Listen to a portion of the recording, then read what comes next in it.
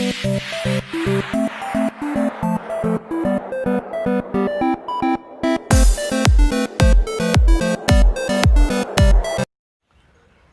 everyone.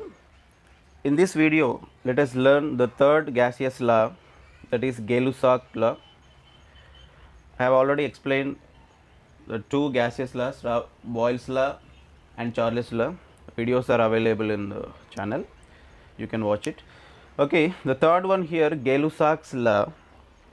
What this Gay-Lussac's law states that for the first time, J.L. Gay-Lussac, J.L. Gay-Lussac, so he observed the effect of temperature. He observed the effect of temperature on pressure of the gas. Effect of temperature on pressure of gas.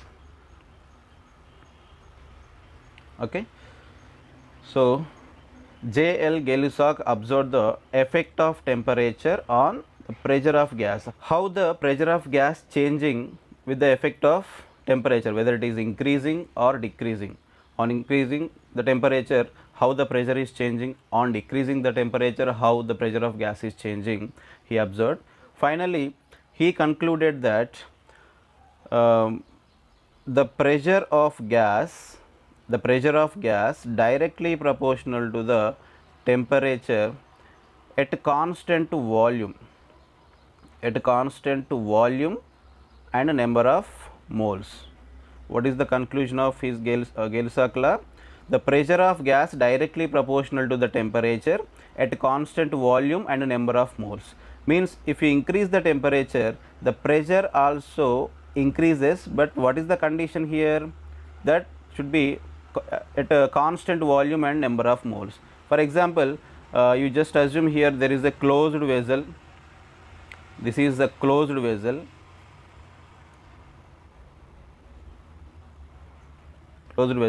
Inside this closed vessel, there is a gas. This volume must be constant, right?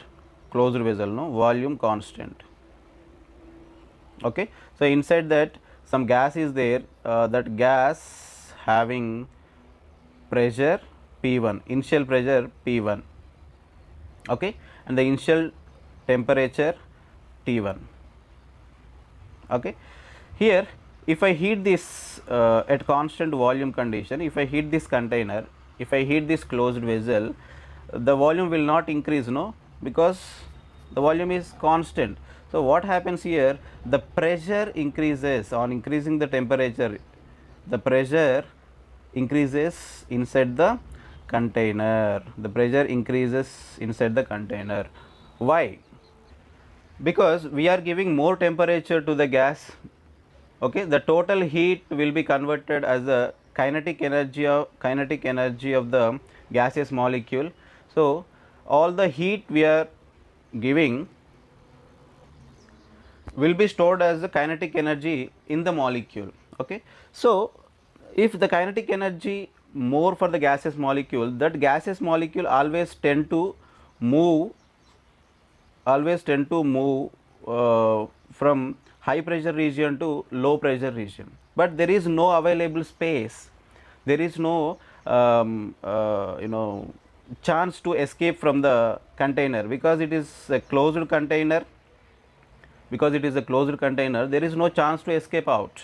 Okay, so what happens? The gaseous molecule will exert more pressure on the container, walls of the container. So the pressure of the gas increases inside the container. So finally what? On increasing the temperature, the pressure also increases for the gas. At what condition? At constant volume and number of moles. Okay, so number of moles also should be constant here. Okay, but how much pressure is increasing, how much temperature we are giving? Okay, everything he explained. Finally, on increasing the temperature, for each 1 degree centigrade rise in temperature, the pressure of the gas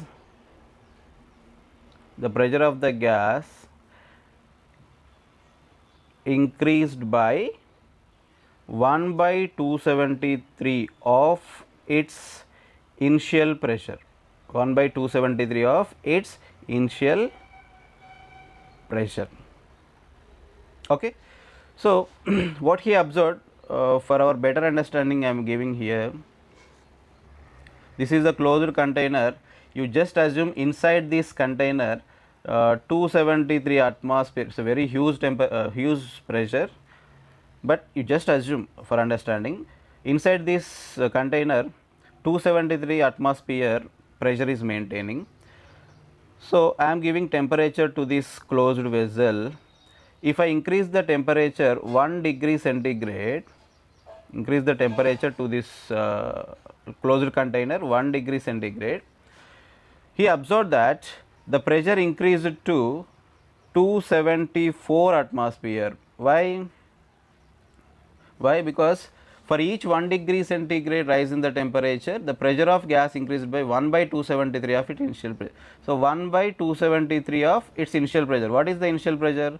273 into 273. So, how many atmospheres increased? 1 atmosphere increased. So, after giving 1 degree centigrade to this closed container, what must be the pressure, final pressure? 274 atmosphere. The same thing happens if you reduce the temperature 1 degree centigrade. If you reduce the temperature 1 degree centigrade, the pressure must be 272 atmosphere. 272 atmosphere. Okay. So, on increasing or decreasing the temperature for each 1 degree centigrade temperature, the pressure increased or decreased by 1 by 273 of its initial pressure. If you increase the temperature, the pressure also raised by 1 by 273 of its initial pressure. If you decrease the temperature, the pressure decreases by 1 by 273 of its initial pressure. So, here let us assume here initial pressure, you just assume at 0 degree centigrade, just assume 0 degree centigrade, P naught, initial pressure how much? Assume the condition at 0 degree centigrade, it is P naught. So, I am giving the temperature to that. So, the pressure at T degree centigrade will be Pt. So, this system, this container heated from 0 degree centigrade to T degree centigrade. So, at 0 degree centigrade initial pressure P naught, at T degree centigrade Pt. So, Pt must be what? Pt equal to what? Its initial pressure plus 1 by 273 of its initial pressure into whatever the temperature you have given to the system, given to the gas, okay, into T degree. If you increase the temperature 1 degree centigrade, you must mention here 1 degree, okay. If it is 2 degree, you have to mention 2 degree here, okay. So, Pt equal to, I am taking P naught common, P naught 1 plus 1 by 273, I am taking here 1 into T degree, so T degree centigrade, okay. So, Pt by P naught is equal to, shall I write here 273 plus T degree centigrade by 273, okay. So, 273 plus T degree centigrade, this is the conversion from degree centigrade scale to Kelvin scale. So, Kelvin scale will indicate with the capital T, absolute scale, no, okay. So, this temperature shall I write, it is the absolute temperature to T degree centigrade, okay, and 273 shall I write, it is the absolute temperature at 0 degree centigrade, okay. So, replace here these two terms with Tt and T naught. I am writing here Pt by P naught is equal to Tt by T naught. This is the final relation between pressure and temperature. From this term, what we came to know, pressure is directly proportional to T at constant volume and number of moles.